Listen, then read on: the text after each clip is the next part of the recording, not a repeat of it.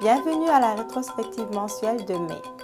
Lors de la conférence nationale de 2011, tenue à Toronto, le président du Conseil, Nigel Thompson, a accueilli les délégués et s'est adressé aux membres pour faire le point sur le climat d'incertitude qui règne actuellement.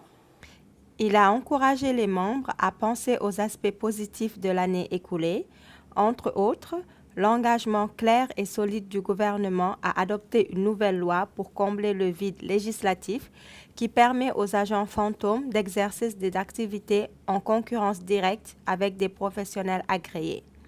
Il a également souligné l'engagement du gouvernement à maintenir l'autoréglementation des consultants en immigration. Enfin, M. Thompson a dit espérer que ces développements mettront fin aux divisions dans la profession et qu'ils permettront aux membres d'aller de l'avant dans le but de renforcer la profession.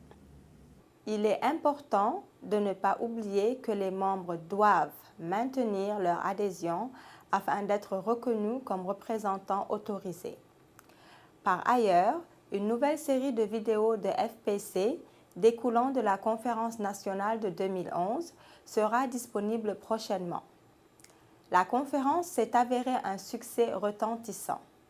Les participants ont pu entendre des groupes de discussion dynamiques et ont eu l'occasion d'échanger avec leurs pairs.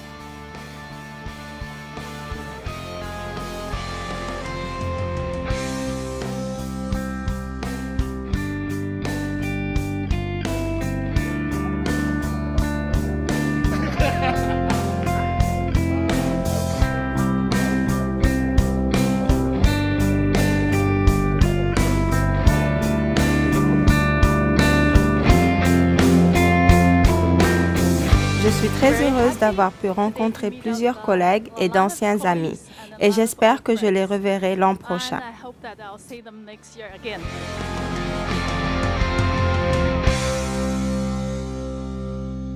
Monsieur Barry Smets, registraire de l'Immigration Advisor Authority de la Nouvelle-Zélande, et Madame Christine Sykes, chef de la direction de Migration Agents Registration Authority de l'Australie, ont tous deux présenté de précieux points de vue concernant le cadre de réglementation. Leurs discours ainsi que leurs entrevues qu'ils ont données seront disponibles sous peu. Nous avons également profité de la conférence pour nous entretenir avec les nouveaux membres du conseil de la SCCI, Lisa Ramkisson qui a coprésidé la conférence, James Kidd et Anne Wilson.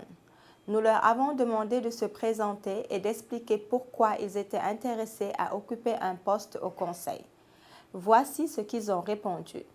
Je crois qu'il est important d'offrir aux consultants en immigration et aux dirigeants de la SCCI de plus en plus d'occasions qui leur permettent de se côtoyer et de travailler ensemble.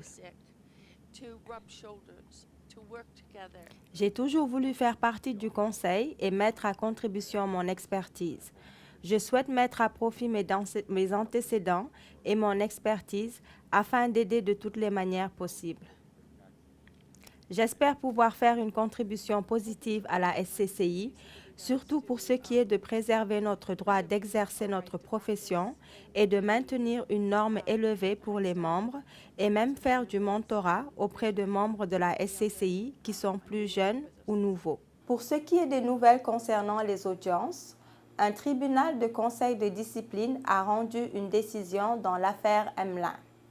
Le statut de membre de Jeffrey Emlin sera révoqué et il sera tenu de payer des dépenses de 50 000 $. Le conseil de discipline indépendant a établi que M. Emlin était ingouvernable. Dans leur décision, les membres du tribunal ont précisé: nous sommes troublés et indignés par le manque total de remords de M. Emlin et par son déni continu du caractère répréhensible de ses agissements. M.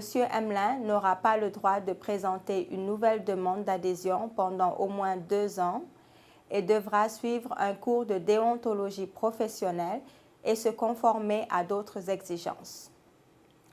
Et finalement, la Cour fédérale entendra la requête de la suspension de procédure de la SCCI le 7 juin.